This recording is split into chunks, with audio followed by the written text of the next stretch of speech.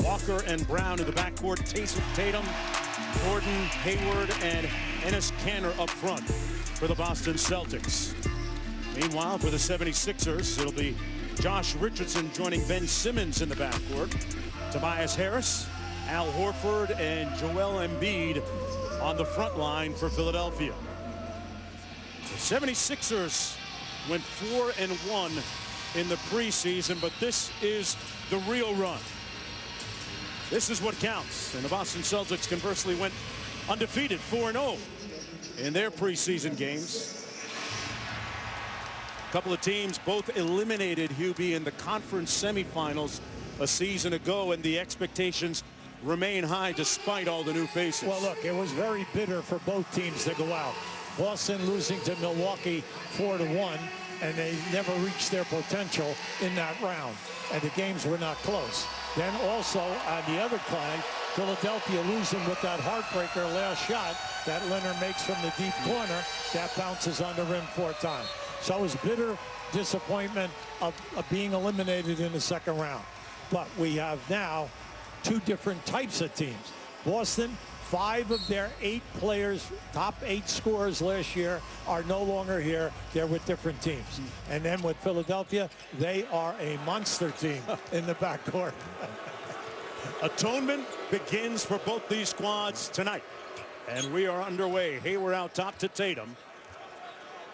Tatum working against Josh Richardson, formerly of the Miami Heat, came over in that sign-in trade with Butler. And Jason Tatum off the mark on his first jumper. Well, you saw what happened there. They had an open court. The ball is moving quickly. A lot of one-on-one and pick-and-roll type of a play. But the big thing that you saw there was defensively, right now, Philadelphia is feeling very good about themselves. Adding Horford and Richardson, 2 outstanding defensive players at their positions. Hubie, when you look at the 76ers, you mentioned defensively, their length is pretty imposing. Absolutely. One of the biggest starting 5s in the entire league. Now, what's the downside? The downside is, can they guard the transition game? The lob to Embiid. Well, you love to see that. You like to see the back screen. You like to see movement away from the ball on the other side of the floor, and the pass was perfect. First bucket of the game goes to the 76ers. Jaylen Brown, who signed a contract extension just 48 hours ago on the drive over his former teammate, and Kanter with a nice tip inside. Well, this was a great addition for offensive rebounding. Kanter is one of the best that we have in the league at the front court position on getting rebounds. Tough task for him guarding Embiid tonight. Kanter, if you remember, came over in a deal to the Portland Trail Blazers last year from New York, a traveling violation against Tatum.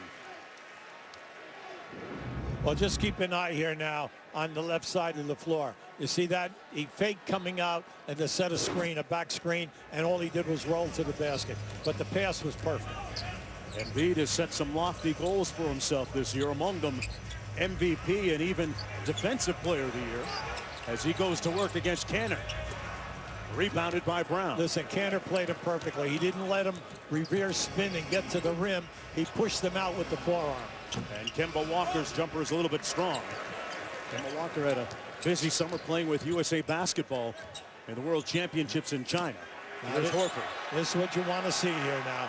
You see, they came in at transition and posted Horford up right at that defensive circle, and they should do that time and time again with Horford and Embiid. Horford had a nice mismatch that time against the shorter Brown. Tatum back out to Hayward.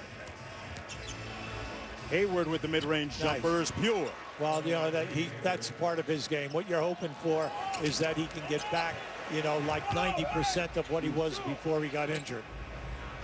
Richardson from deep. And that brings up one of the questions, is